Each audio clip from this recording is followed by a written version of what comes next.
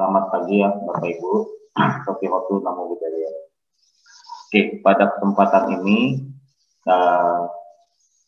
saya akan sharing mengenai self-healing dalam mengelola kecemasan. Jadi sebenarnya materi ini adalah materi yang sangat sangat relevan dengan kondisi kita saat ini. Ya, jadi di mana kita tahu ya tahun kita di negara kita, bahkan di negara-negara lain pun mengalami hal yang sama, yaitu dengan adanya wabah COVID-19 ini. Nah, seperti kita ketahui dengan kondisi ini, banyak kita harus mempunyai kebiasaan baru, dari mulai usaha, belajar, bekerja, dan lain sebagainya. Nah, tentunya dengan kondisi ini banyak orang yang bisa memanfaatkan kondisi dengan baik. Ya, artinya banyak orang yang walaupun dengan kondisi seperti ini, aktivitas mereka bisa berjalan dengan normal. Ya. Tapi banyak juga yang berlawanan, gitu ya, berlawanan. Mereka bisa jadi hopeless, kemudian mengatakan omsetnya juga menurun, bahkan kesehatan tubuhnya pun juga menurun, gitu ya. Nah, memang mungkin sebelumnya saya kenalkan diri dulu ya, sebelum lebih jauh saya kenalkan diri dulu. Nama saya Haryadi Wijaya ya. Saya seorang pengajar di beberapa kampus di Jakarta dan Tangerang. Kemudian juga sehari-hari saya sebagai family hipnoterapi. Nah, jadi family hipnoterapi ya. Jadi saya menggunakan saya sebagai terapis dengan menggunakan konsep hipnosis ya.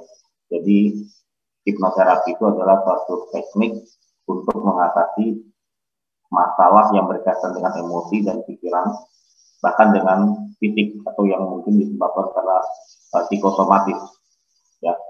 Nah, ini yang menariknya Pak, di dalam praktek saya sehari-hari belakangan ini itu banyak menangani orang-orang yang mempunyai masalah berkaitan dengan kecemasan, dan efeknya tentunya ke fisik. Itulah yang seperti yang bilang psikosomatis. Mungkin Bapak Ibu, saudara-saudara sering mendengar istilah psikosomatis. Jadi psikosomatis itu adalah satu orang mempunyai masalah penyakit di tubuh fisiknya, itu disebabkan karena emosi. Ya, ya. Nah, ini dia nama saya. Maka di sini ada satu kata-kata yang disini healthy mind, healthy body, dan healthy life.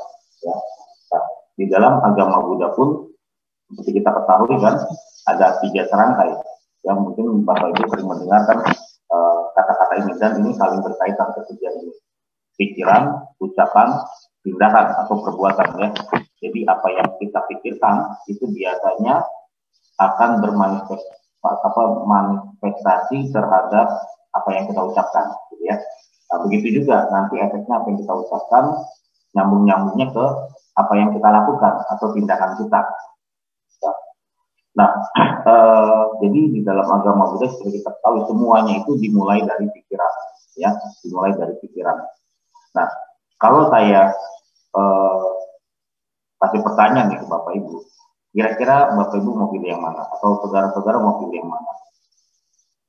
Mau yang seperti ini, mau jadi orang yang seperti ini, atau mau jadi orang yang seperti ini? Ya, tentunya kita semua maunya seperti ini, ya. Nggak ada orang yang mau seperti ini, maunya seperti ini. Tapi kenyataannya, apa yang kita inginkan kan nggak selalu sama ya. Kenyataannya justru orang banyak saat ini yang seperti ini, ya, seperti gambar ini. Ini adalah orang-orang yang stres, ya, orang-orang yang stres. Ini orang-orang yang happy. Nah, jadi kalau kita lihat begini, ini tentunya akan mempunyai dampak ke mana? Ke fisik, ke tubuh, ke kesehatan, gitu ya. Bahkan kalau para motivator yang bermain di bidang keuangan, pasti ini hubungannya ke efeknya kemana? Ke rezeki, gitu kan, ke keuangan mereka masing-masing. Nah, semuanya ini adalah sebenarnya pilihan kita. Kita mau yang seperti ini atau mau seperti ini. Kita bisa seperti ini, bisa juga seperti ini, gitu ya. Yang penting kita tahu caranya. Nah, kemudian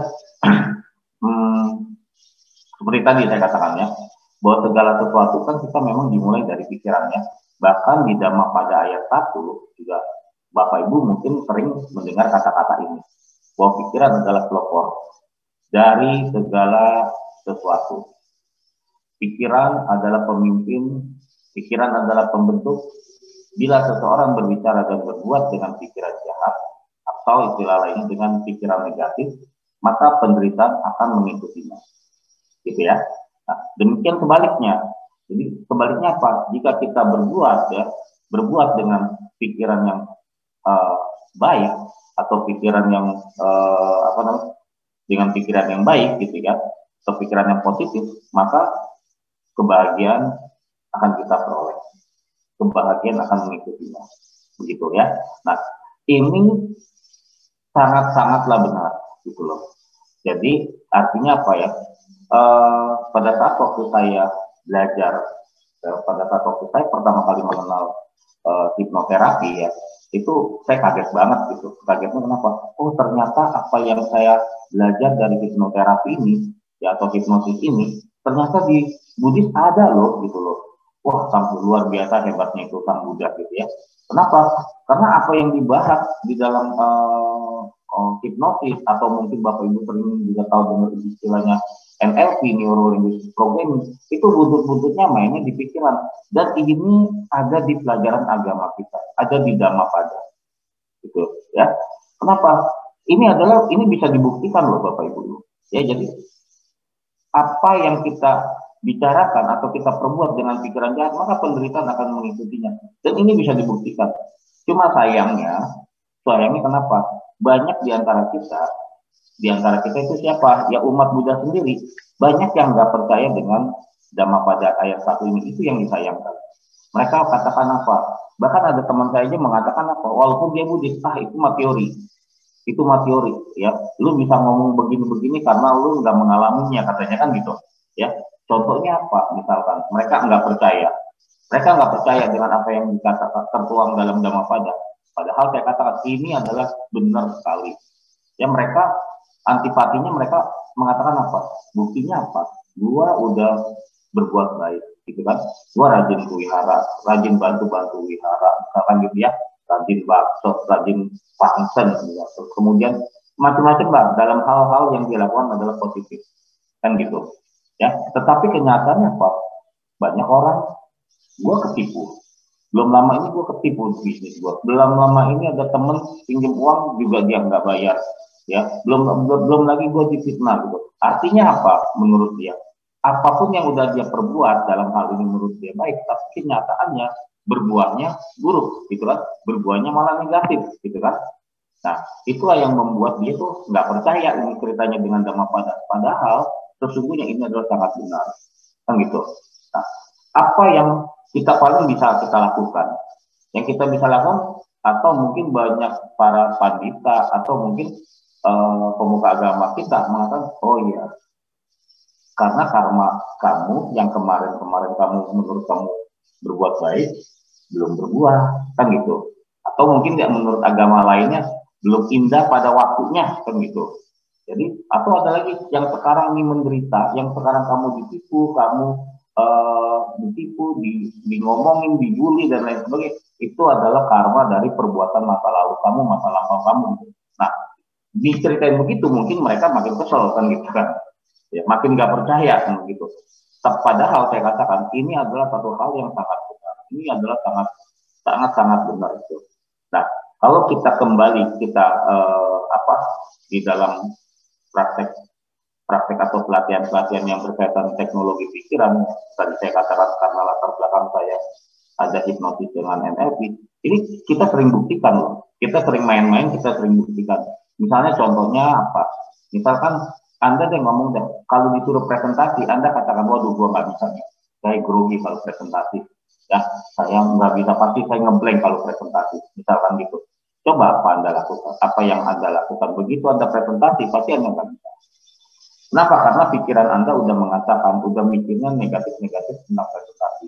Terus ucapan Anda mengatakan apa? Iya, gue pasti nggak bisa nih, gue nggak bisa, gue grogi, gue ngeblank. Begitu kita presentasi, tindakan tubuh kita pasti akan mengikuti apa yang ada di pikiran kita. Ya, begitu juga kalau saya bilang, pernah nggak Bapak Ibu misalnya gitu, atau teman-teman yang kuliah, paginya kerja, malamnya dia kuliah. Terus pada saat waktu jam kerja pulang, waktu mau pulang, dia udah mikirin, aduh, nanti gue kuliah nih, capek deh. Terus ketemu dosennya ngebetein lagi pelajaran ini, mata kuliah ini. Ngomong terus begitu. Apa yang terjadi? Begitu sampai di kampus, otomatis tubuh kita itu loyo, nggak semangat mengikuti pelajaran itu. Ya kan? Akibatnya kita bisa nggak menerima pelajaran itu? Nggak bisa, gitu loh. Karena di setting di pikiran kita udah seperti itu, negatif. Nah, makanya di sini kalau Bapak Ibu teman-teman lihat, ini adalah gambaran tentang muk, ya.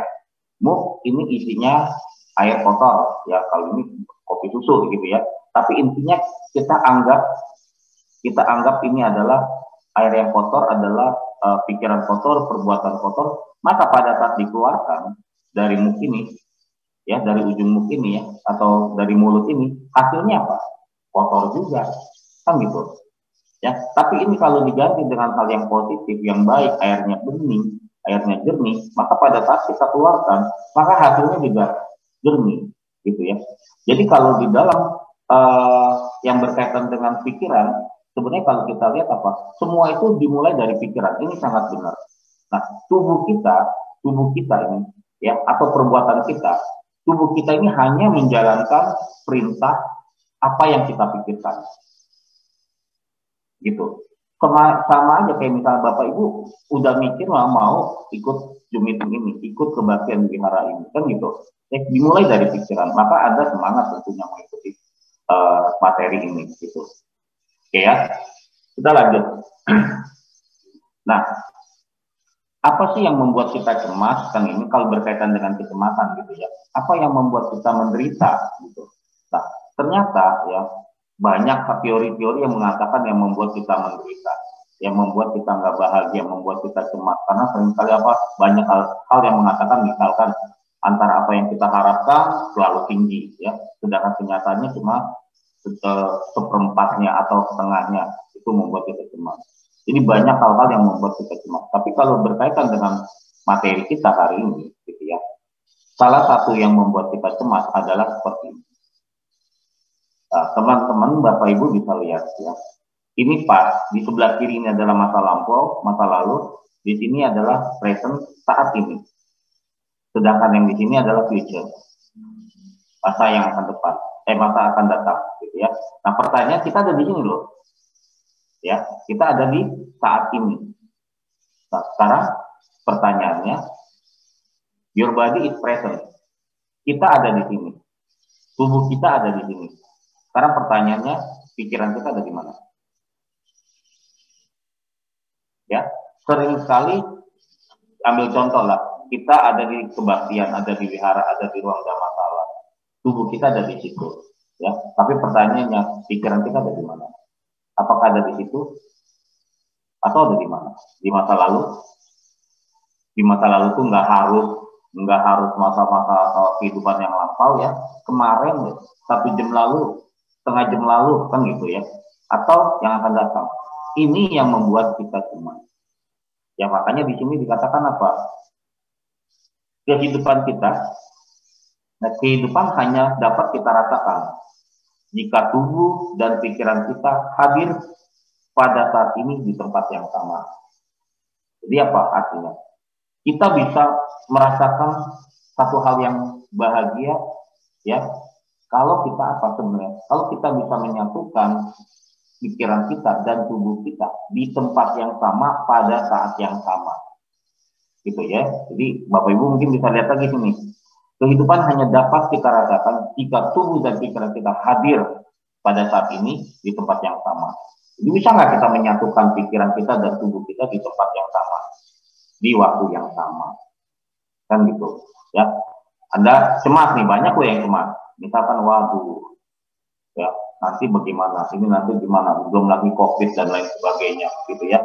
Nah, ada satu hal yang kaitannya dengan kecemasan nih.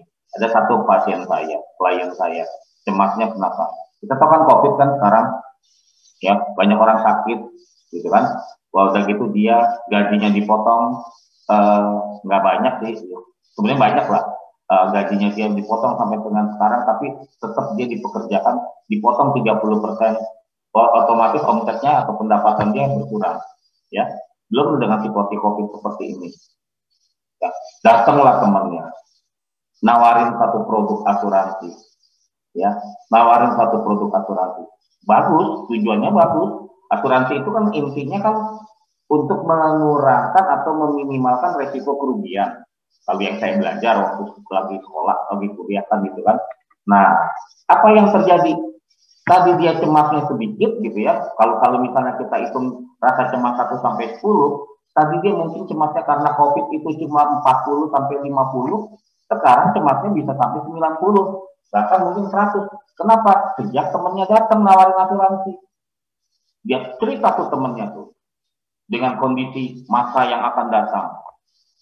Kamu tahu nggak COVID tuh begini. Kalau kamu tahu, kamu punya nggak proteksi asuransi kesehatan, asuransi kematian, misalnya begitu.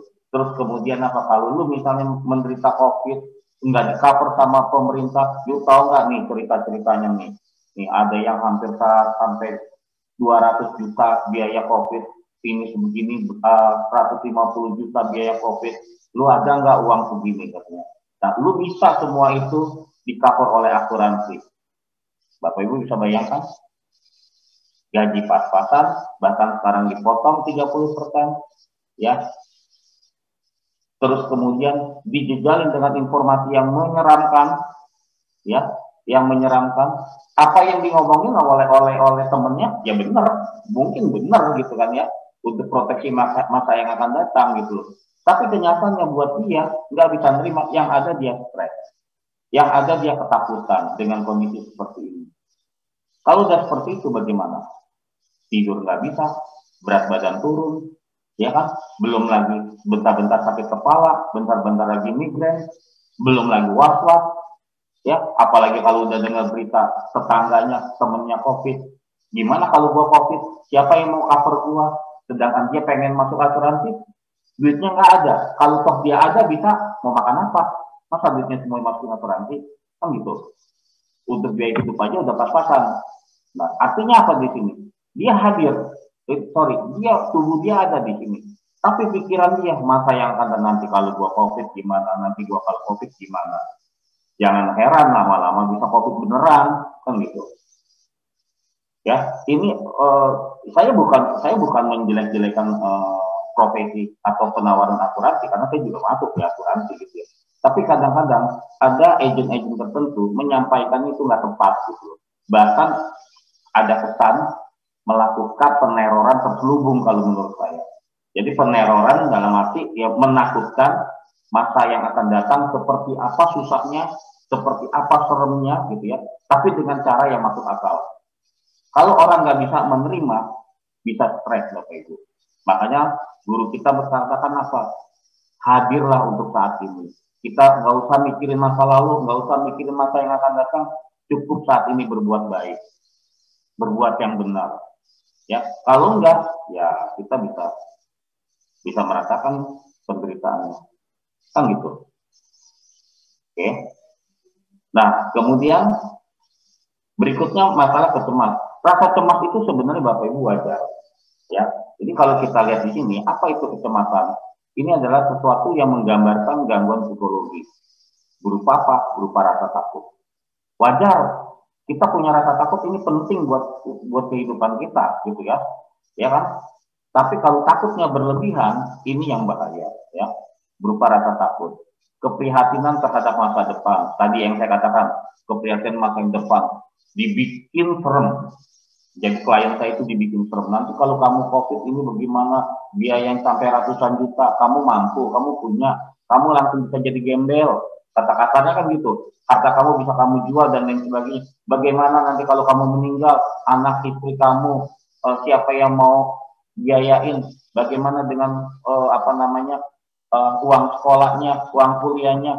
Pokoknya didesain satu masa yang akan datang begitu menakutkan, begitu menyeramkan.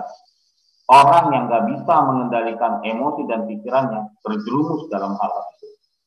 Jangan heran rasa cemasnya, rasa takutnya berlebihan. Nah, makanya dibilang kekhawatiran yang panjang, ini kekhawatiran yang berkepanjangan dan rasa gugup, ini bisa membuat kita depresi, membuat orang depresi, gitu loh. Yang ada kita benar-benar bisa mati, bisa meninggal, bukan karena penyakitnya, tapi karena pikirannya kita. Dan ini sekarang banyak yang dialami oleh orang-orang, ya. Bahkan kalau cerita kayak COVID, kecemasan COVID, Bapak Ibu tahu, saya ada beberapa teman yang COVID, gitu ya. Dia katakan, saat saya COVID, pikiran saya tenang-tenang aja, happy-happy aja. Dia bilang, ini serius loh. Bahkan ada satu teman dari salah satu wihara, dia bilang, wah selama gua COVID, gua banyakkan meditasi dan lain sebagainya. Itu semuanya bisa diberesin, dia bilang. Gua nggak ada rasa takut, karena ini buat satu hal yang biasa, versinya dia loh. Tapi yang ngeselin itu, tahu nggak apa katanya? Pada saat gua udah sembuh COVID, gua pulang gitu ya, orang di sekeliling rumah gua udah finish banget lihat gua katanya. Udah kayak apa gitu, kayak udah menyebar virus, nyebar racun gitu loh. Bahkan yang kasihan tau nggak, dia bilang, papa gua tuh katanya. Kenapa papanya dia? Papanya dia itu di sana, kebetulan dia di orang Tangerang, papanya dia itu di daerah rumahnya dia itu termasuk pedagang sembako yang laku banget. Tapi sejak dia COVID, itu penjualannya langsung ambruk. Kenapa? Orang udah ngomong nyebarnya macam-macam menakutkan, sehingga orang nggak ada yang mau belanja lagi di tempat itu. Dan sekarang udah berjalan sekitar 4 bulan, udah mulai orang-orang udah mulai mau belanja lagi di rumah orang tuanya. Itu yang kasihan banget dia bilang. Jadi pasca COVID itu yang lebih berat, dia bilang. Itu yang lebih berat untuk mengendalikan emosi dan pikiran gua katanya, dibanding saat gua COVID, dia bilang. Ya, jadi Bapak Ibu bisa bayangkan, teman-teman bisa bayangkan gimana rasanya dahsyatnya, ngerinya kalau kita nggak bisa kendalikan emosi dan pikiran kita. Ya, jadi rasa cemas ini memang biasa dihadapi oleh semua orang. Nah, ini ada penyebab kecemasan ini macam-macam, ya. Jadi penyebab kecemasan ini adalah, yang pertama adalah faktor genetik. Jadi faktor genetik ini adalah yang suka dibilang faktor turunan. Jadi emaknya cemasan, bapaknya cemasan, anaknya juga cemasan, gitu ya. Nah, ini bisa diturunkan. Jadi sebenarnya kalau bahkan ada beberapa teman sebenarnya faktor genetik ini, kalau ada beberapa teman ya yang pendapat ini bukan keturunan katanya, tapi anak-anak kita atau saudara kita atau siapapun bisa menurunkan faktor kecemasan ini. Karena apa? Karena dia memodel, modeling dari siapa? Dari orang tuanya, dari lingkungannya, gitu loh. Ya, jadi kalau ngeliat ini ada masalah ini kecil, dia cemas. Mungkin kecil, dia cemas, gitu. Jadi si anak kecilnya nggak tahu apa-apa. Oh, caranya begitu ya. Kalau ada hal yang begini, kita harus responnya dengan begini. Itulah yang dibilang faktor bukan karena memodelin ya. Nah, contohnya seperti ini aja. Saya mau tanya misalnya, ada nggak teman-teman ya, Bapak Ibu yang hadir saat ini, yang lagi mendengarkan sharing saya ini, yang mempunyai masalah dengan fobia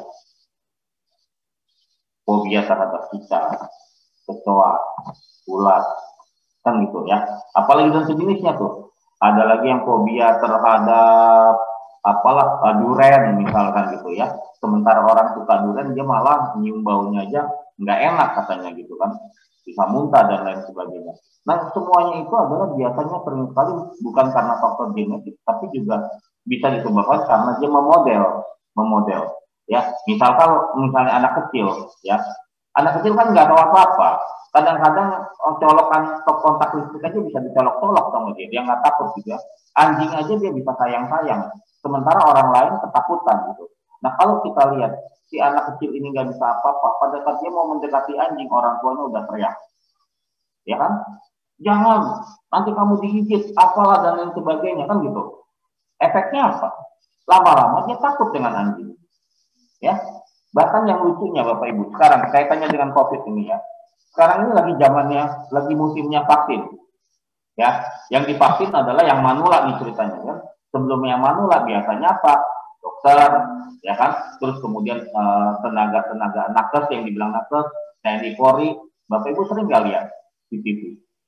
Atau mungkin lihat nggak di WA Group? Ada tentara, ada polisi yang badannya gede, tubuhnya gede, keker, tapi waktu mau divaksin, mau disuntik, dia ketakutan. Kebayang nggak? Jadi badan boleh gede, kan gitu kan? Badan boleh gede, boleh keker, sama jarum suntiknya kalah, takut. Berbagai macam, bahkan ada bupati juga sama. Waktu itu saya lihat di TV, bupati di salah satu kepulauan di Riau atau apa, itu sama jarum suntiknya takut, gitu kan? Jadi itu apa yang menyebabkan? Karena mungkin karena faktor modeling, karena faktor dia dari kecil udah diprogram hal-hal yang negatif terhadap jarum suntik itu. Ya, saya ingat satu kasus dulu. Ya, jadi lagi sebelum COVID ya, beberapa mungkin 2 tahun lalu itu saya ini suka ikut baksos. Ya, saya bergabung dengan satu yayasan yang namanya Yayasan Setia Bakti Lestari. Jadi yayasan itu yayasan sosial yang bergerak dalam bidang baksos, tapi khususnya baksos kesehatan. Nah, dalam baksos kesehatan itu, jadi kita tiap 2 minggu sekali itu kita sering baksos ke wihara-wihara, kemudian ke komunitas-komunitas apa. Dan yang menariknya suatu saat waktu mau ada ulang tahun Kopassus kalau nggak salah ya, itu kami itu baksosnya kemana? Ke markas Kopassus di Cijantung. Nah, waktu baksos itu semuanya yang kita baksos, yang kita periksa, ya itu adalah tentara, semuanya Kopassus plus keluarga. Tapi bagi yang mau ya, nah di situ saya bergabung dengan Yayasan Setia Bakti Lestari itu ya, itu jadi baksos itu kita ada dua jenis, medis dan non medis. Medis itu dokter gigi dan dokter umum, non medis itu adalah tikung dan hipnoterapi. Nah, saya dari kelompok komunitas hipnoterapi. Pada saat saya lakukan terapi dan teman-teman ya, para Kopassus tentara, Bapak Ibu bisa tahu ya, Kopassus kan itu kan tentara yang paling hebat tuh di Indonesia mungkin ya, bahkan di dunia aja kalau urusan tembak menembak juara mulu tuh kalau ada lomba. Nah, yang menariknya apa Bapak Ibu? Pada saat saya lagi menterapi salah satu klien saya, si tentara ini, tiba-tiba masuk seorang tentara lagi, pangkatnya mayor. Pangkatnya mayor itu tinggi ya, udah perwira menengah gitu ya. Kemudian si mayor ini apa? Dia berbisik dengan saya. Dia intinya minta gini. Dia manggil saya abang ya. Dia manggil saya abang. Dia bilang, "Bang, kita keluar sebentar boleh bang?" Katanya. "Bantu aku." Saya pelit banget nih orang dalam hati saya. Saya bingung nih orang kenapa gitu kan. Kemudian saya keluar, saya tanya, "Ada apa Pak?" Dia bilang, "Oh gini bang," katanya. "Aku mau minta tolong." "Minta tolong apa?" "Bantu aku." Dia antara ragu-ragu sama kepengen gitu kan. "Bantu apa?" "Terapi aku bang," katanya. Aku lihat dari tadi abang bantu-bantu terapi teman-temanku, bahkan anak buahku, kayaknya semuanya oke-oke tuh, pada udah happy tuh katanya. "Sekarang bantu aku." Wah, saya kaget juga nih. Dia khusus tapi yang lucunya mintanya saya saya diminta datang ke ruangan dia. Jadi ke ruangan ruang kerja dia. Kemudian dia bilang gini, saya tanya, "Ada apa bang?" "Bang, sini bang ya, aku minta tolong nih. Abang jangan ketawa," dia bilang. Dia bilang ke saya jangan ketawa gitu. Waduh, lucu juga dalam hati saya kan. Nah, saya tanya, "Ada masalah apa?" Dia cerita gini, Bapak Ibu tahu nggak dia cerita apa? "Abang, aku ini bunuh orang, tembak orang, aku sering, aku nggak ada takut-takutnya." Namanya Kopassus kalau lagi perang atau lagi yang lawan misalnya dia dikirim ke Papua waktu itu, ke Aceh, yang namanya berantem, yang namanya tembak-tembakan, bunuh orang, kata-katanya, buat dia itu nggak ada masalah. Dia nggak ada takut-takut. Lalu saya tanya, "Lalu kenapa perlu di hipnoterapi?" "Tapi aku takut bang, sama apa? Aku takut sama kodok bang." Bapak Ibu bisa bayangkan, kalau dia di hutan ketemu kodok, takutnya setengah mati. Sampai saya kaget. Badan boleh gede, badan boleh keker, boleh nggak takut dia bunuh-bunuh lawan, gitu ya. Tapi sama kodok aja dia takut. Kebayang nggak Bapak? Nah itu faktor apa? Waktu kalau itu ketahuan lah, dia cerita penyebabnya ada dari sejak kecil dia sering ditakut-takuti sama boneka-boneka kodok oleh orang tuanya. Apalagi kalau dia nggak mau makan. Nah ini yang membuat dia cemas terhadap kodok. Dia kalau udah begitu badan dia bisa keluar keringat dingin dia bilang. Kalau udah keluar keringat dingin kadang-kadang dia bisa lemes. Kebayang nggak Bapak Ibu? Sampai saya nggak tahu saya nggak yakin gitu. Saya tes langsung saat itu. Saya tesnya saya tanya gini, Pak, kalau saya kasih angka 1 sampai 10, ya, angka 1 itu, 0 sampai 10, 0 itu sangat nyaman, 10 itu sangat menakutkan, kira-kira rasa takutnya terhadap kodok itu berapa? Dia mikir sebentar, dia bilang kayaknya mungkin di level 9,5. Buset, saya bilang, itu tinggi sekali, udah tingkat dewa itu rasa takutnya. Tapi saya nggak yakin juga gitu kan. Nah, saya suruh dia bayangkan, coba dibayangkan ada kodok tuh di depan kamu. Dari body language-nya udah ketahuan, dia udah mulai grogi, takut gitu ya, langsung berubah. Terus kemudian saya iseng, saya search di Google, saya cari gambar kodok, saya langsung kasih dia, waduh dia menjerit. Dia langsung menjerit. Bapak Ibu kebayangkan itu udah cemas tingkat dewa. Jadi dia nggak perlu melihat binatang aslinya, tapi lihat gambarnya aja, sama saya turun memvisualisasikan kodok aja dia udah ketakutan. Nah inilah bahayanya. Gitu ya. Jadi ini bisa karena faktor genetik atau modelingnya tadi. Nah kemudian ini juga bisa karena traumatis atau penuh tekanan. Yang kayak tadi yang saya ceritakannya, dia kalau dia nggak mau makan, dikasih kodok, gambar kodok. Lihat nih kodok nih, matanya tuh. Nah sama juga, ada juga kalau kamu nggak mau makan, nanti mama, papa bawa ke dokter. Dia disuntik kamu, gitu kan? Anak kecil mau disuntik dia juga nggak tahu apa-apa. Suntik aja mungkin gitu. Tapi sering sekali dia ngomong gitu, kalau kamu nggak mau makan, nanti mau bawa ke dokter disuntik kamu. Suatu saat dia sakit, kemudian disuntik sama dokter bilang, oh iya kalau gitu disuntik aja. Nah baru pertama kali dia ngerasa ternyata suntik itu sakit. Besok-besoknya jangan heran, dia trauma, dia nggak mau. Kemudian bisa juga orang masalah kondisi fisik, ya kondisi fisik jadi disabled person dia bisa jadi cemas. Tapi banyak juga kan orang-orang yang disabled person ini tapi dia bisa sukses, ya dia bisa sukses. Wah, sukses macam-macam, apalagi kalau kita lihat di Olimpiade yang khusus orang-orang yang cacat itu banyak yang hebat. Ini adalah faktor-faktor penyebab kecemasan. Oke, nah gejala kecemasan ini macam-macam ya teman-teman ya Bapak Ibu, mulai dari rasa gugup, gelisah, tegang, peningkatan detak jantung kita, nafas kita terlalu cepat, yang ngos-ngosan, berkeringat, gemetaran, merasa lelah, sulit tidur, sulit konsentrasi, gitu ya, bahkan sampai mengalami masalah pencernaan, emosian, marah-marah dan lain-lain. Jadi ini adalah gejala-gejalanya. Jadi kalau udah ada gejala-gejala ini, ya palingnya kita udah harus jangan-jangan, ini cuma jangan-jangan gimana caranya nih untuk mengatasinya. Ya, kadang-kadang masalah hal-hal seperti ini dokter nggak bisa menyembuhkan. Ya, bisa aja dokter sulit untuk menyembuhkan, tapi kita sendiri yang pasti bisa menyembuhkan. Itulah yang saya katakan, kita bisa lakukan self healing untuk mengatasi masalah-masalah ini. Karena sumbernya ada di diri kita gitu.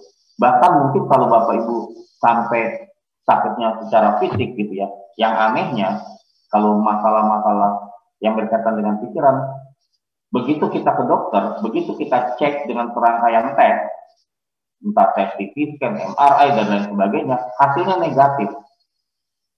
Hasilnya negatif, tapi nyata-nyatanya Bapak Ibu sakit gitu loh. Sehingga nanti dokter efeknya buntut-buntutnya mengatakan apa? Ibu nggak kenapa-napa, bapak nggak kenapa-napa. Yang penting satu Bu, ya Pak, jaga jangan sampai stres. Artinya apa? Kalau udah jaga jangan sampai stres, yang bisa menyembuhkan adalah diri kita sendiri. Ya, tentunya plus karma mendukung. Oke. Nah sekarang, di sini kalau di dalam teori energi ini mengatakan apa? Energi flow where attention goes. Energi mengalir kemana perhatian diarahkan.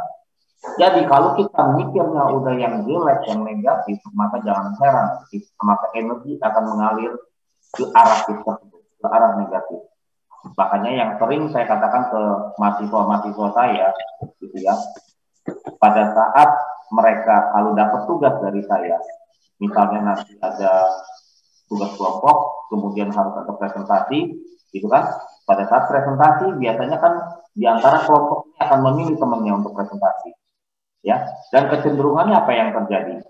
Kalau kita dipilih oleh teman-teman untuk mewakili kelompok untuk presentasi, sering sekali yang terjadi apa kita menolak, ya.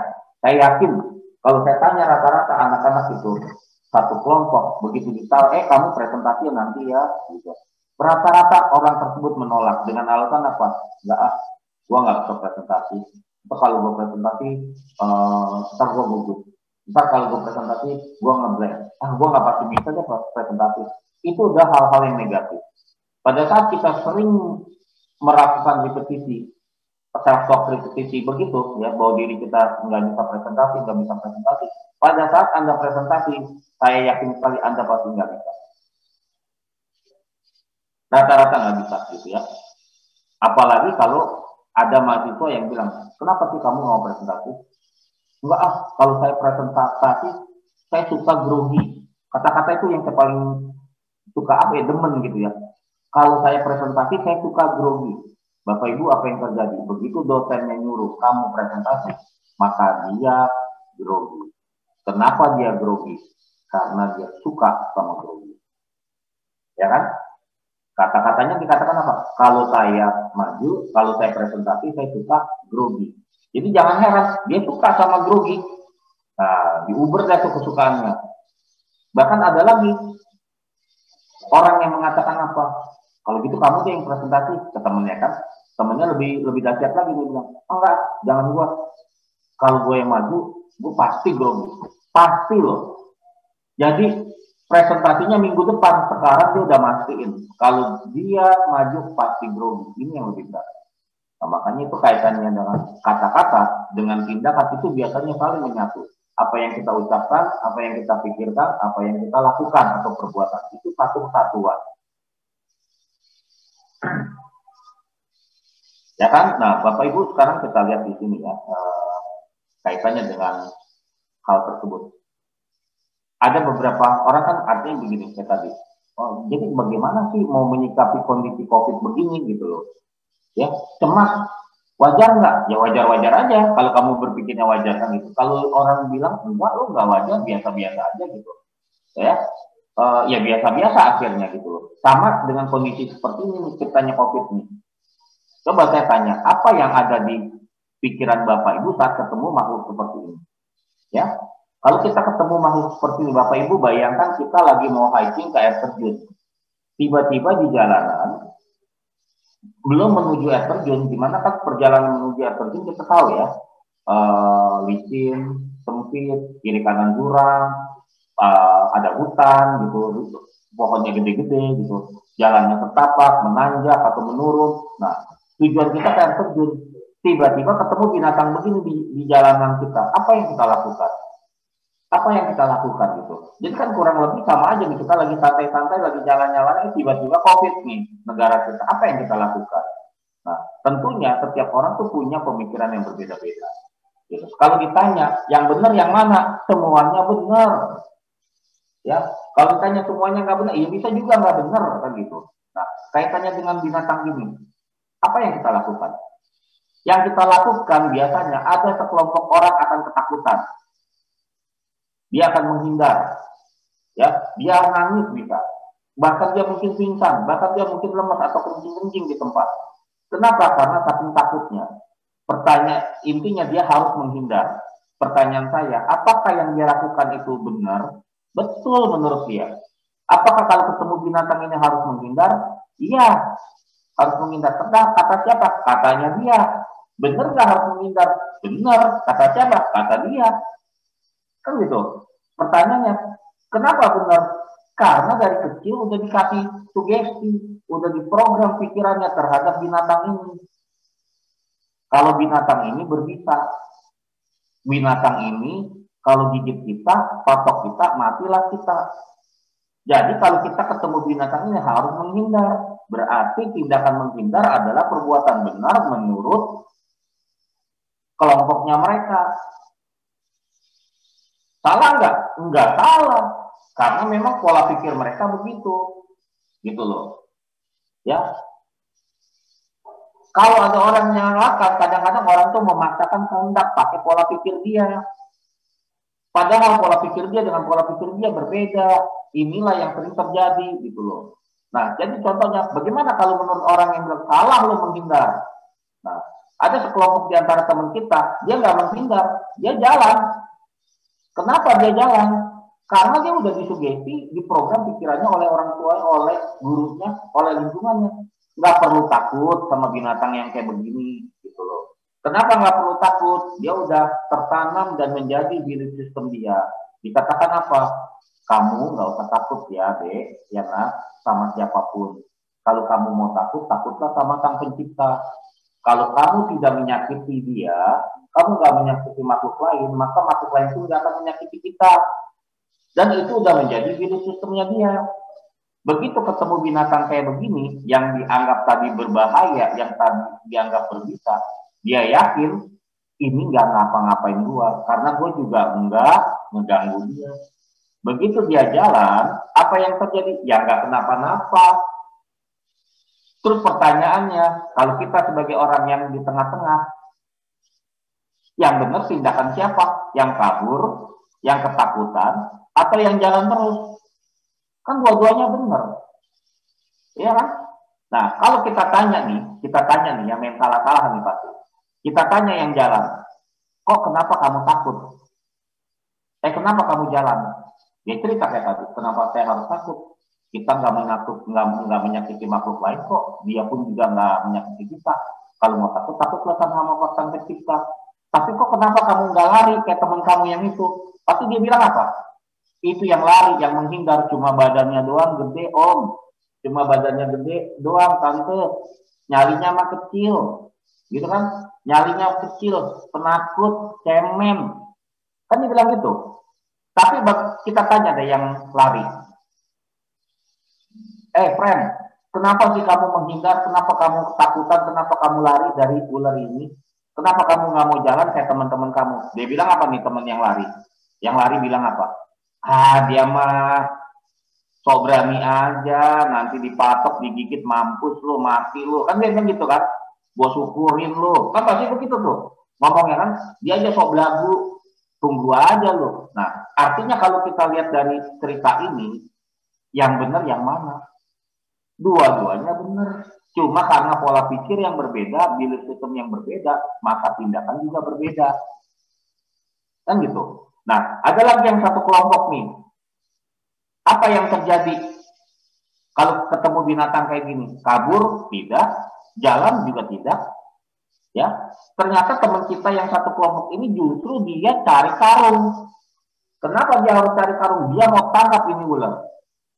Kenapa dia berani? Waktu saya tanya misalnya, bro, kenapa kamu berani ambil ular ini? Dia bilang apa? Kenapa masih takut sama ular?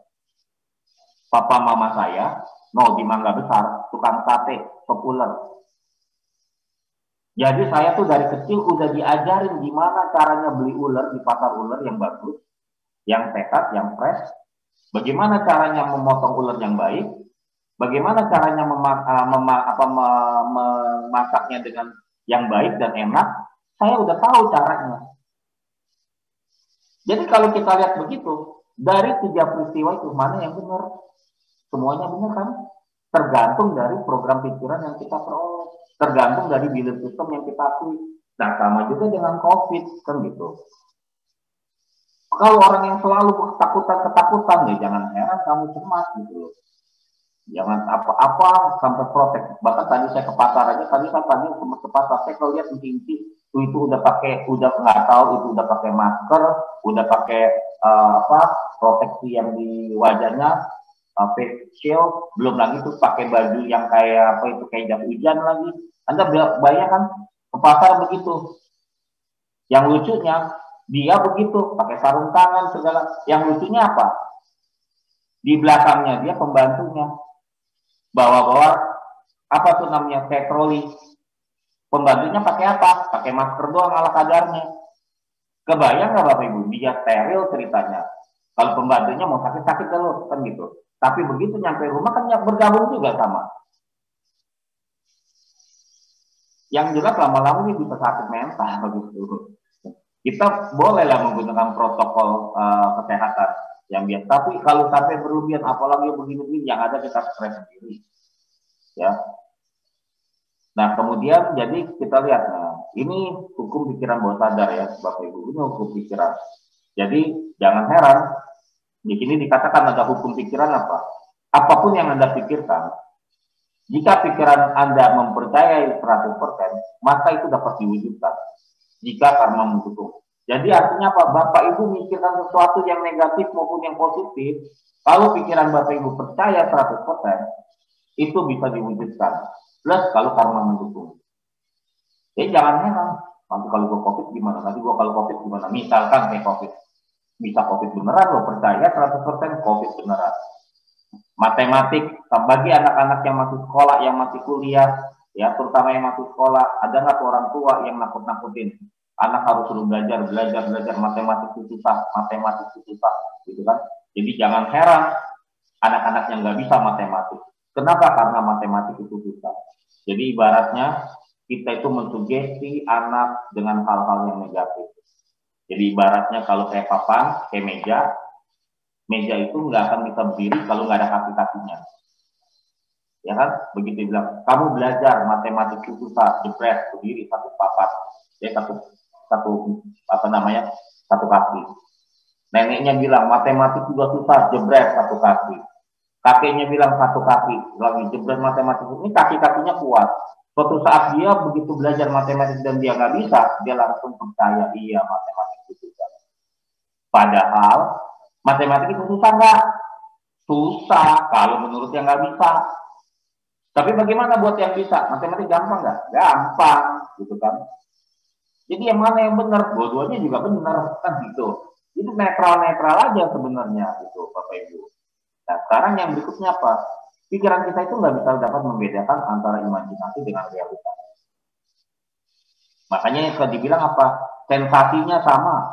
Kita mengimajinasikan aja itu sama dengan realitas gitu. Makanya banyak para motivator selalu kan memang bermimpilah setinggi-tingginya. Rasakan seolah-olah kita udah meraih kan gitu. Nah, itu akan jadi realitas. Nah, kemudian di sini dikatakan yang ketiga, sesuatu kegiatan yang dilakukan berulang-ulang akan menjadi bagian diri kita. Ya, jadi kalau kita udah melakukan hal itu berulang-ulang, maka akan jadi bagian dari diri kita, Bapak Ibu. Kita takut, lihat ini takut jarum suntik, lama-lama takut beneran. Kan gitu ya. Kita males, lama-lama males beneran. Nah, ini kita bisa buktikan nih, ketiga ini ya. Ini akan seru, saya bisa praktekkan buktikan apalagi kalau misalnya kita ketemu secara offline nih. Misalnya pasti setianya, ini akan lebih seru lagi. Ya, tapi nggak apa-apa ya, ini kita lanjut saja. Nah, kita lihat ini ya, apa namanya self healing ini ya.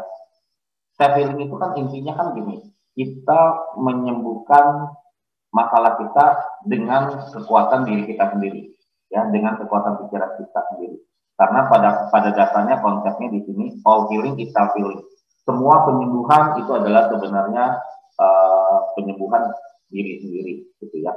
Nah, kita di dalam melakukan self healing itu ada satu semacam satu belief system ya, bahwa sebenarnya begini, yang tahu kita sakit, yang tahu kita bermasalah itu bukan siapa-siapa, tapi diri kita sendiri.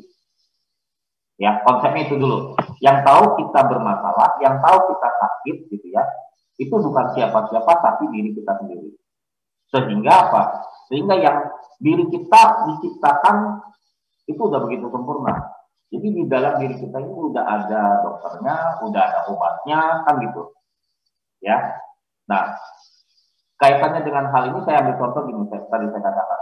Yang tahu kita sakit, yang tahu kita bermasalah itu sebenarnya bukan orang lain.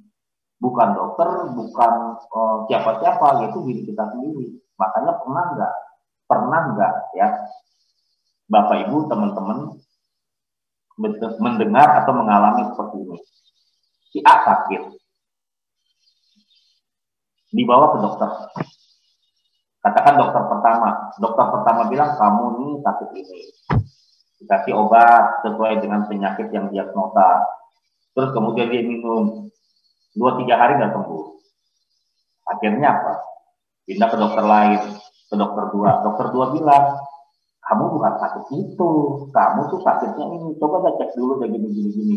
Begitu cek lab, cek macam-macam, tuh kan sakit gini. Begitu sakit, ternyata nggak sembuh juga. Kasih obat nggak sembuh juga. Ke dokter 3 nggak sembuh juga. Nah, berarti kan kalau kita lihat gitu, ada 3 dokter, kok gua nggak sembuh-sembuh ya? Dokter A bilang gue sakit ini, dokter B sakit ini, dokter B sakit ini. Berarti gue sakit apa sebenarnya? Ya kan? Pernah nggak seperti itu? Kan itu artinya apa di sini? Sebenarnya yang tahu kita sakit adalah diri kita sendiri. Ya. Nah, kalau di dalam kepercayaan sistem yang self healing, yang tahu bagaimana kita menyembuhkan diri kita adalah diri kita sendiri. Nah, ini ada caranya, ya sebenarnya. Tapi ini kelihatannya memakan waktu yang cukup lama, ya. Jadi nanti ini teknik ini yang di slide ini saya skip aja ya, saya skip aja. Nanti yang slide berikutnya aja. Tapi ini saya jelasin secara singkat aja ya. Ya, lebih enak memang ini kita praktekkan. Saya secara singkat aja. Nah, jadi kalau yang teknik pertama, ini yang saya katakan teknik pertama, sebenarnya teknik untuk melakukan self healing itu banyak ya. Banyak cara. Setiap orang belum tentu nyaman dengan teknik ini gitu ya. Misal aja si A nyaman dengan teknik A, si B nyaman dengan teknik B, si C dengan teknik C. Nggak harus A berlaku untuk semua gitu ya. Ya, bukan kayak ada tuh kayak obat tuh. Ya, nggak usah disebutin lah. Minum obat ini, minum suplemen ini, sakit ini bisa sembuh. Ya, saya sih bingung juga tuh gitu ya. Hebat banget itu. Pil sakti lah. Bahkan sekarang tuh banyak beredar tuh harganya cukup mahal. Hampir 2 juta atau apa gitu ya. Semua penyakit bisa sembuh tuh, hebat tuh. Ya. Nah, jadi di sini seringkali kita cocok-cocokan antara satu metode dengan metode lain atau satu teknik dengan metode lain. Nah, kalau yang pertama ini ya ada satu teknik ya yang dimana teknik ini adalah sebenarnya teknik kalau saya katakan adalah teknik memperhatikan diri sendiri gitu loh. Nah, jadi secara simpelnya kita doa gitu ya. Kita doa ini adalah kita minta kesembuhan ya. Kemudian kita relax, kita tutup mata. Nah, setelah kita doa minta kesembuhan, tubuh kita relaxin, kita tutup mata. Nah, yang berikutnya kita rasakan sensasi yang ada di dalam tubuh dari kepala sampai kaki. Jadi pada saat kita habis relax, tutup mata, kita santai aja, tenang, nafas seperti nafas biasa, ya. Nah, relax di sini nggak harus dalam kondisi kayak meditasi, ya. Kalau Bapak Ibu bisa selonjoran, bisa duduk di bangku, bisa sambil tidur, gitu ya, terserah. Terus kemudian Bapak Ibu rasakan sensasi di seluruh tubuh. Dari kepala, Bapak Ibu fokuskan pikiran dari kepala sampai ujung jari kaki. Nanti Bapak Ibu akan merasakan satu sensasi. Nah, sensasi ini saya nggak tahu rasanya seperti apa. Karena setiap orang rasanya beda-beda. Gitu ya Bapak Ibu ya. Rasanya beda-beda. Nah, maksudnya beda-beda gini. Ada yang ngerasa kok tubuh saya tiba-tiba seperti ada aliran sesuatu masuk rasa hangat. Atau ada kok rasa sejuk gitu. Atau mungkin kok rasanya dingin. Atau mungkin lagi nggak merasakan ini tapi rasanya kok kayak dicubit-cubit ya. Kayak dicubit-cubit di bagian-bagian tubuh kita, di bagian-bagian tertentu. Atau ada lagi yang ngerasa sensasinya seperti kesetrum raket nyamuk. Ya, tahu kan ada vibrasi kedutan lembut gitu ya. Atau mungkin ada rasa seperti ingin menggerakkan anggota tubuh, ya, menggerakkan anggota tubuh, misalnya apa? Kayak waktu lalu di salah satu kita live gini ya, juga kita praktek sempat waktu itu karena saya dikasih waktu cukup lama gitu ya. Itu di salah satu wihara ada orang pada saat dia lagi, tapi dia sikap tangannya anjali ini ceritanya nih begini ya. Kelihatan ya Bapak Ibu ya, misalnya gitu. Dia lagi anjali begini, dia relax, tapi dia mau anjali, tapi tiba-tiba begini terus nih, dia tangannya. Dia bilang gitu loh. Terus ada lagi orang yang begini, tiba-tiba begini, tunduk gitu. Nah, itu sensasi macam-macam. Ada juga yang tangannya, misalnya tiba-tiba tangannya maunya begini. Intinya ada satu sensasi, ya kita amati. terus kita rasakan, kita ikutin sensasinya, ya. Kita ikutin sensasi, jangan dilawan. Nah, jangan dilawan. Nah, sensasi itu dipercaya adalah sebagai apa? Tubuh kita sedang melakukan proses healing atas masalah yang kita ungkapkan dalam doa tadi. Jadi kita sakit apa, kita ungkapkan dalam doa ini. Nah, kemudian semuanya itu kita harus pasrah dan ikhlaskan. Ya, kalau yang non Buddhis biasanya kita pasrah dan ikhlaskan kepada Tuhan.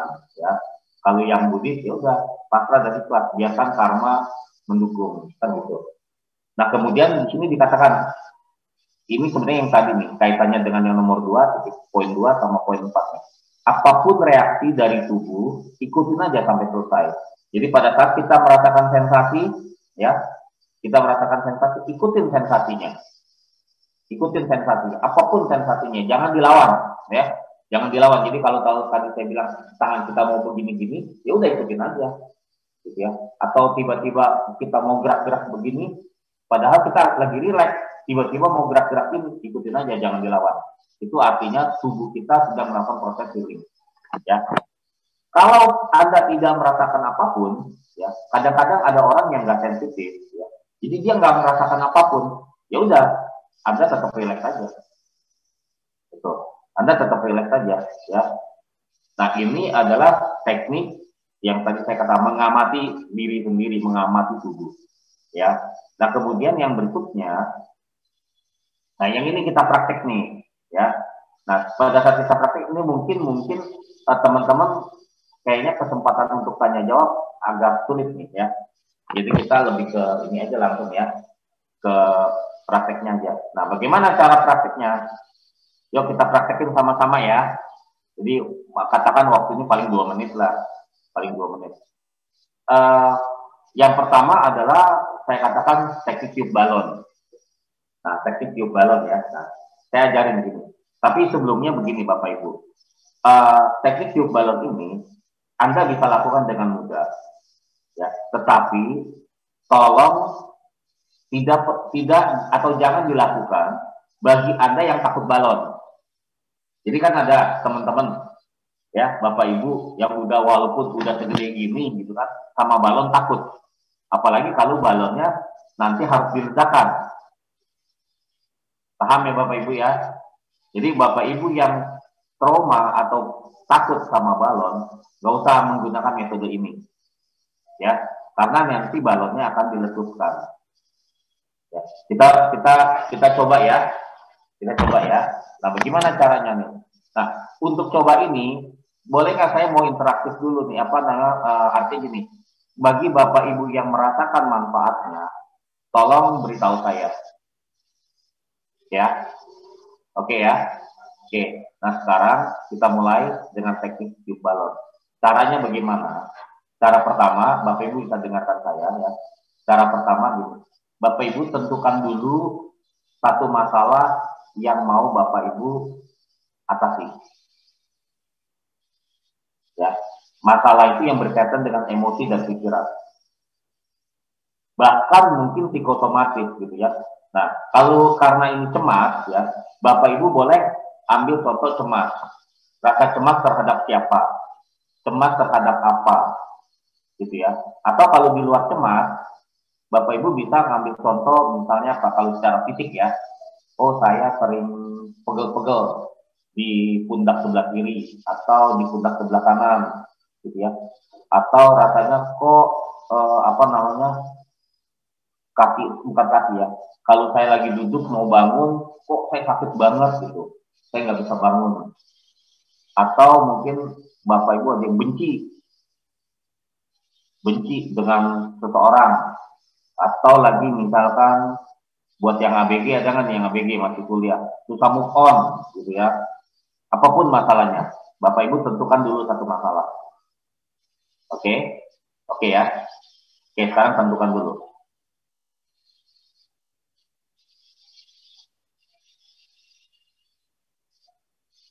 Masalah yang mau diselesaikan. Kalau sudah, yang kedua, ya, Bapak Ibu ukur kira-kira masalah itu Kalau saya kasih 0, angka 0 sampai 10, itu ada di skornya di mana? Kalau 0 nggak ada masalah, nyaman-nyaman aja. 10 sangat bermasalah. Kalau kayak tadi masih ingat kan, yang seorang Kopassus takut terhadap kodok, ternyata dia merasa bahwa masalahnya 9,5 dari 10. Itu udah takut banget. Ya Bapak Ibu, relax aja sebentar, hitung skornya. Berapa kira-kira? Entah 5, entah 6, entah 10.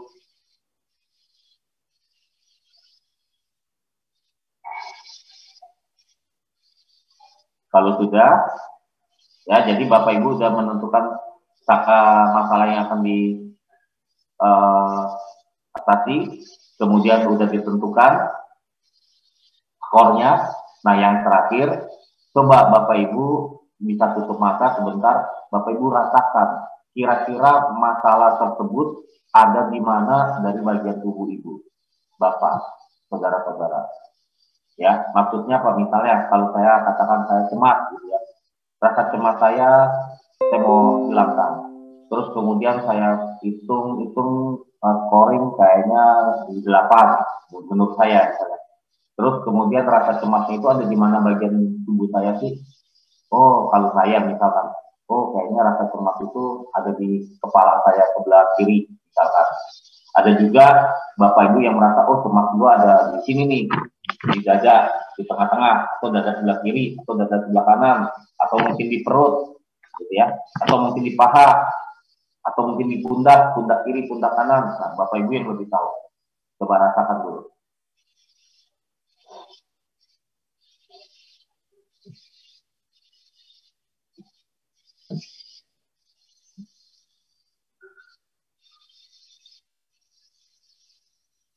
Sudah?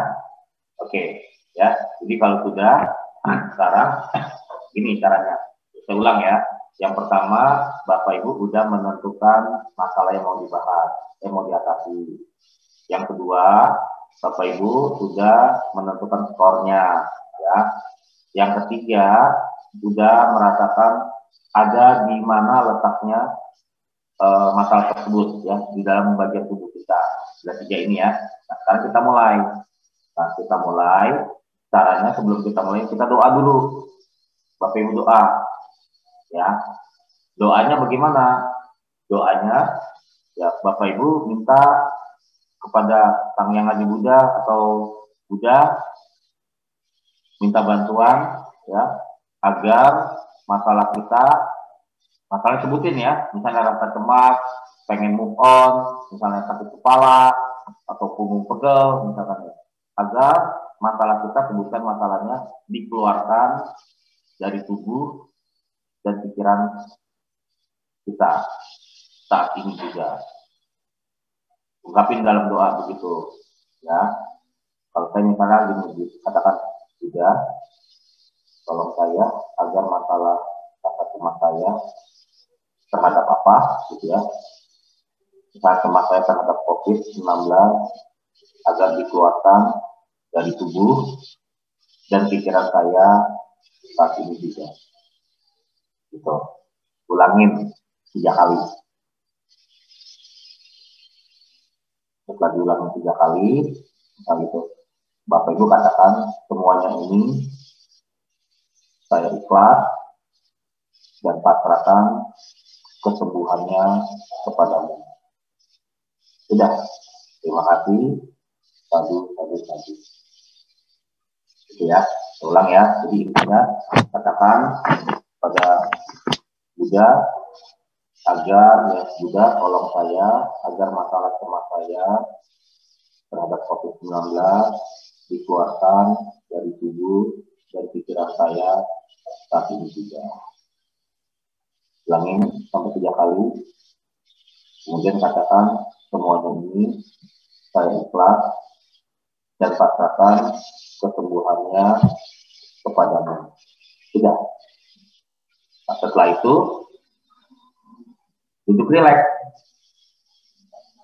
Ya, jadi kita duduk rileks. Kita mulai ya. Jadi Bapak Ibu duduk rileks. bayangkan Bapak Ibu sedang meniup balon. Ya, Bapak Ibu bayangkan dan rasakan Bapak Ibu sedang meniup balon. Di mana setiap tiupan ke balon yang membuat balon semakin besar, ya Bapak Ibu bayangkan semua rasa cemas atau rasa sakit yang ada di dalam tubuh Ibu keluarkan melalui hembusan ke balon. Ya Bapak Ibu bayangkan dan rasakan terus, hembuskan terus. Semakin dihembuskan, maka rasa cemas tersebut atau rasa sakit yang telah diungkapkan tadi semakin berkurang karena semakin dikeluarkan dan dia berpindah ke balon. Lakukan terus. Lakukan terus. Bayangkan dan rasakan perasaan kita semakin lega, semakin tenang, semakin nyaman. Dan bayangkan dan rasakan balonnya juga semakin besar, semakin besar, semakin besar, semakin besar. Nanti dalam hitungan ketiga balonnya akan meledak ya. Tiup terus, ya keluarkan terus, keluarkan terus rasa problem Anda. Dikeluarkan dari tubuh Anda melalui hembusan nafas ke balon dan balonnya sudah berpindah. Semua penyakit, semua masalah sudah berpindah ke balon, balonnya semakin besar, semakin besar, semakin besar. Satu, balonnya semakin besar, perasaan Anda semakin tenang, semakin nyaman. Dua, balonnya justru semakin besar lagi, perasaan Anda semakin tenang, semakin nyaman karena semua masalah sudah dikeluarkan, dipindahkan ke balon. Dan tiga, duar, balonnya meledak. Anda bisa bayangkan dan rasakan semua penyakit Anda, masalah Anda tertiup angin, menjauh dari tubuh dan pikiran Anda. Semakin menjauh, semakin menjauh, semakin menjauh, dan Anda semakin tenang, semakin nyaman, semakin tenang. Anda bisa tarik nafas, hembuskan nafas 3 kali dengan santai. Nah, yang kedua adalah dengan cara buang sampah. Teknik ini sama, mirip kayak tadi. Mirip kayak tadi adalah apa ya? Pertama kita tentukan masalahnya, kita ukur masalah skornya ada di mana, masalahnya ada di bagian mana tubuh kita. Terus kemudian kita bayangkan kita ada ambil kantong krecek nih, kantong hitam. Ya, kita bayangkan kita ambil kantong hitam ini. Terus dari kantong hitam ini ya, kita bayangkan kita ngambil kantong hitam ini, terus kita bayangkan kita keluarkan masalah kita, penyakit kita masukkan ke kantong hitam itu. Lakukan terus berulang-ulang. Lakukan terus berulang-ulang, ya, sampai kita merasanya makin tenang, makin nyaman, dan kemudian kita ikat kantong hitamnya kenceng-kenceng, karena semua masalah, penyakit kita udah pindahkan ke kantong hitam ini, kantong plastik ini, kita ikat kenceng-kenceng, terus kemudian kita jalan ke tempat sampah atau ke dustbin, kita buang. Begitu kita buang, nah, kita biasanya udah jauh lebih tenang. Jika kita tarik nafas, hembuskan nafas 3 kali. Gitu. Ya. Nah, kira-kira itulah yang saya bisa sharingkan pada kesempatan ini. Ya, maka ini dikatakan apa? Pasrahkan, ikhlaskan, lepaskan. Biarkan tubuh dan pikiran serta karma Anda menyembuhkan. Kira-kira itu yang saya bisa sharing hari ini. Semoga bisa bermanfaat bagi kita semua. Terima kasih. Namo Buddhaya.